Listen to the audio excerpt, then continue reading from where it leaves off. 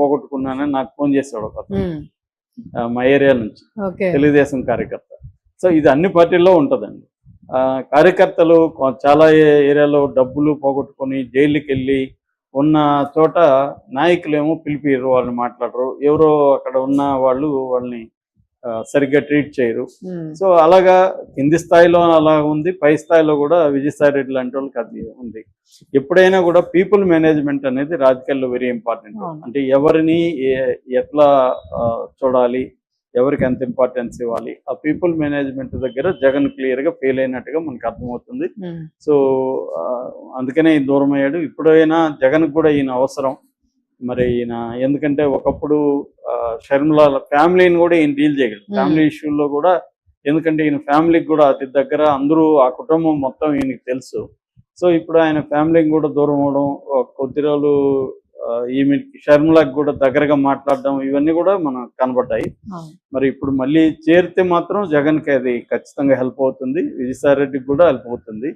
మరి చేరతాడా, కోటరీ అలాగే ఉంటే ఈయన ఎలా ఒప్పుకుంటాడు, ఈ విషయాలన్నీ తేలాల్సి ఉంది. రాజకీయాల్లో ఏదైనా సాధ్యం అండి. విజయసాయి రెడ్డి మళ్ళీ వైసీపీలోకి వెళ్ళబోతున్నాను వార్తలు వస్తున్నాయి. అంటే జగన్కి కూడా ఇప్పుడు విజయసాయి రెడ్డి అంటే ఒక మనిషి అయితే అవసరం కావాలి. సో కాబట్టి ఇరు వర్గాలకి మళ్ళీ ఆయన చాలాసార్లు ఇలా బయటికి పోయి మళ్ళీ పార్టీలోకి, సేమ్ పార్టీలోకి రావడం అనేది చాలాసార్లు చూసాం.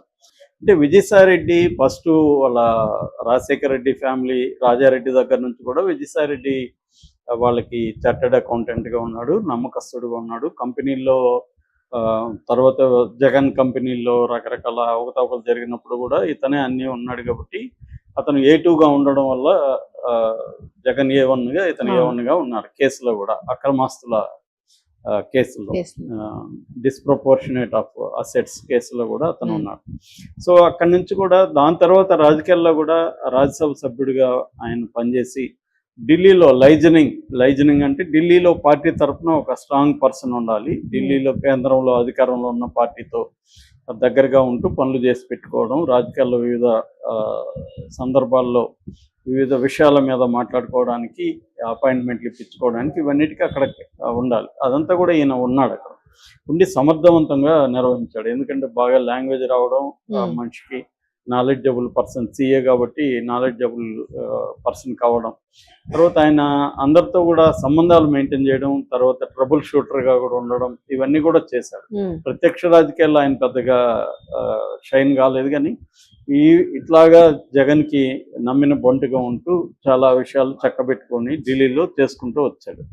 ఇక్కడ కూడా పార్టీ ట్రబుల్ షూటర్గా ఉన్నాడు. అయితే మెల్లమెల్లగా ఈయన వెనక్కి వెళ్ళి, ఒకప్పుడు ఈయన సెకండ్ ప్లేస్లో ఉన్నాడు, ఈయన వెనక్కి వెళ్ళి సజ్జల రామకృష్ణారెడ్డి కానీ, మిగతా వాళ్ళు తలసిల్ రఘురామ్ కానీ, తర్వాత ఈ అధికారులు కొంతమంది కానీ, ఇలాగ వాళ్ళు వెళ్ళి ఒక కోటరీ లాగా ఏర్పడింది జగన్ చుట్టూ. ఈయన మెల్లమెల్లగా దూరం అయిపోయాడు.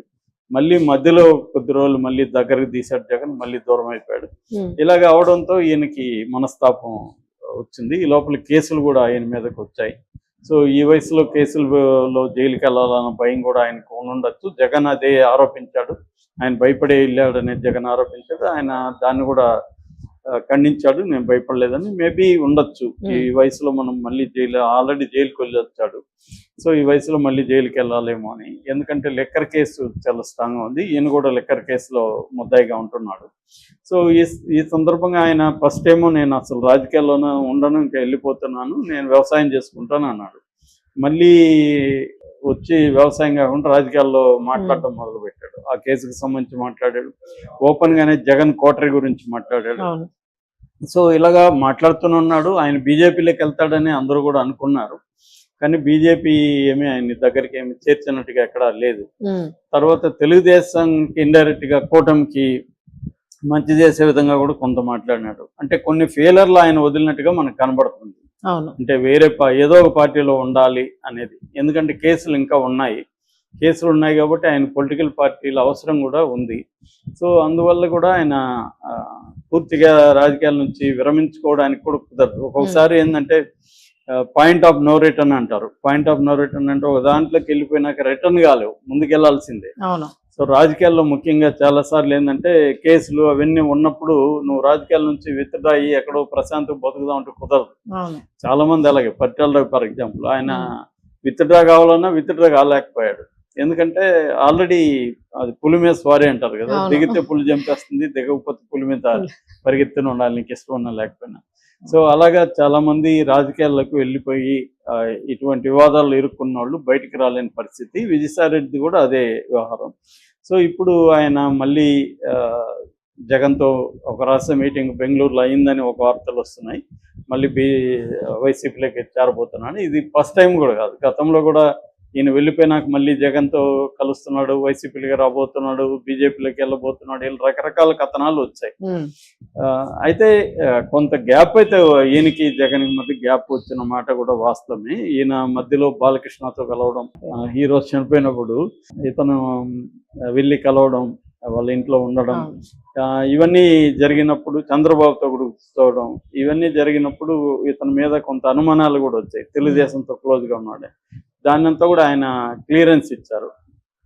సో ఇలాగా చాలా సార్లు ఈయనకి వైసీపీకి జగన్కి మధ్య గ్యాపులు రావడం, దూరం అవ్వడం, మళ్ళీ దగ్గర అవడం, ఇలాగా జరుగుతూ వచ్చి ఫైనల్గా ఆయన రాజకీయాల నుంచి విరమించుకుంటున్నట్టు వచ్చింది. కానీ మళ్ళీ ఆయన ఈ తెలుగుదేశం మీడియాను విమర్శించి డీటెయిల్ మీడియా నేను పేపర్ పెడతాను, మీడియా పెడతాను, రీసెంట్గా కూడా డీటెయిల్ మీడియా పెట్టబోతున్నాడు అని కూడా వార్తలు వచ్చాయి. ఆల్రెడీ గ్రౌండ్ వర్క్ జరుగుతుందని కూడా అంటున్నారు. సో మళ్ళీ ఆయన యాక్టివ్ పాలిటిక్స్లోను మీడియాలో యాక్టివ్గా ఉండాలని అనుకుంటున్నట్టుగా మనకి తెలుస్తుంది అన్నమాట. సో ఈ క్రమంలో ఆయన ఇప్పుడు జగన్తో మీట్ అయ్యాడని చెప్తున్నారు. చెప్పలేం, రావచ్చు. కాకపోతే జగన్కి కూడా ఇప్పుడు బీజేపీతో డీల్ చేసేదానికి నేషనల్ లెవెల్లో ఎవరు ఉండట్లేదు, ఇటువంటి ఒక పర్సన్ ఉండట్లేదు. కొంతమంది అక్కడ ఉన్నప్పుడు మిథున్ రెడ్డి లాంటి వాళ్ళు కొంత నమ్మే పరిస్థితి లేదు ఇప్పుడు జగన్ అంటున్నారు. మిథున్ రెడ్డి, పెద్దారెడ్డి కూడా జగన్కి నమ్మకంగా ఉండే పరిస్థితి ఇప్పుడు కనబడలేదు. సో ఇక అవినాష్ రెడ్డి ఆ స్థాయి వ్యవహారాలు చేయగలిగిన ఇంకా లేదు, అతను గ్రూమింగ్ స్టేజ్లోనే ఉన్నాడు. అంటే ఒక ఫస్ట్ లాయల్టీ ఇంపార్టెంట్ అండి. అంటే మనం దేనికైనా ఇతన్ని నమ్మొచ్చు, ఎందుకంటే అనేక విషయాలు ఉంటాయి, కుటుంబాలన్నీ తెలుస్తాయి. తెలిసినప్పుడు రేపు పొద్దున ఏమన్నా జరిగితే ఏమిటని, అందుకని లాయలిస్టులనే ఢిల్లీలో పెడతారనమాట. స్ట్రాంగ్ లాయలిస్టులు చాలా ఇంపార్టెంట్. సో ఈయన చాలా లాయల్గానే ఉండేవాడు. కానీ సజ్జల వచ్చినాక నిజానికి సజ్జల వల్ల చాలా మంది దూరం అవుతా వచ్చారు. సజ్జల రామకృష్ణారెడ్డి ఆయన పని విధానం మీద చాలా మందికి విమర్శలు ఉన్నాయి, దాంతో చాలా మంది దూరం అవుతా వచ్చారు. ఆ తర్వాత జగన్ సజ్జలను దూరం పెట్టేస్తాడని అనుకున్నారు, కానీ ఏం పెట్టలేదు. సేమ్ కోటరీ అలాగే కంటిన్యూ అవుతున్నారు. ఆ కోటరీ ఉండడం వల్ల జగన్ ఇబ్బంది పడుతున్నాడు అంటున్నారు. మరి ఇప్పుడు అదే కోటరీ ఉంది, అదే సజ్జల రామకృష్ణారెడ్డి ఉన్నాడు. సో మరి విజయసాయిరెడ్డి వస్తే మరి సేమ్ కోటరీ ఉంది కదా, అప్పుడు విజయసాయిరెడ్డి ఎలా కంఫర్టబుల్గా ఉంటాడు? కాబట్టి విజయసాయిరెడ్డి డిమాండ్లు ఆ కోటరీని దూరం పెట్టాలనేది విజయసాయిరెడ్డి ఖచ్చితంగా డిమాండ్ ఉంటుంది. మరి జగన్ విజయసాయిరెడ్డి కోసం ఆ కోటరీ దూరం పెడతాడా? ఎందుకంటే కార్యకర్తల్లో కూడా బోరుగడ్డ అనిల్ కూడా నిన్నంతా పెద్ద హంగామా చేశాడు. ఆయన కూడా డైరెక్ట్ అటాక్ రామకృష్ణారెడ్డి మీద చేశాడు. నిజానికి ఆయన ఓపెన్ అప్ అయ్యాడు, కానీ చాలా మంది కలిసినప్పుడు చెప్పేది ఏంటంటే రామకృష్ణారెడ్డి వల్లనే జగన్ దూరం అయ్యాడు కేడర్కి. ఎందుకంటే అతను జగన్కి విషయాలు చెప్పకుండా దాచడం, కేడర్కి అసంతృప్తి ఏమైనా ఉంటే చాలా మందికి ఏంటంటే ముందు అసలు కలిసి సరే నేను చూస్తాలే అని ఒక భరోసా ఇస్తే చాలు నాయకుడు, ఇంకేం అవసరం లేదు, అదే కోరుకుంటారు కార్యకర్తలు. ఆ మధ్య కూడా ఒక ఆయన తెలుగుదేశం లోకేష్ కానీ చంద్రబాబును ఒకసారి కల్పించండి సార్, నేను ఆయన కోసం 2-3 కోట్లు పోగొట్టుకున్నానని నాకు ఫోన్ చేశాడు ఒక